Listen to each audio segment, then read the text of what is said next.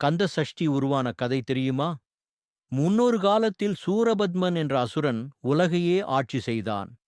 அவன் கொடுமையால் தேவர்கள் மனிதர்கள் யாரும் அமைதியாக வாழ முடியவில்லை. அனைவரும் சிவபெருமானிடம் சென்று உதவி கேட்டனர். அப்போது சிவபெருமான் தனது சக்தியால் ஆறுமுகம் கொண்ட முருகனை உருவாக்கினார். முருகனுக்கு வேல் கொடுத்து சூரபத்மனை அழித்து தர்மத்தை நிலைநாட்ட வேண்டும் என்று பணித்தார். முருகன் தனது மயில் வாகனத்தில் ஏறி படையுடன் சூரபத்மனை எதிர்த்து யுத்தம் செய்தார். 6 நாட்கள் நீண்ட இந்த போரில் முருகனின் தெய்வீக வேல் சூரபத்மனின் மாயையையும் வலிமையையும் வென்றது. இறுதியில் முருகன் தனது வேலால் சூரபத்மனை இரண்டாக வெட்டினார்.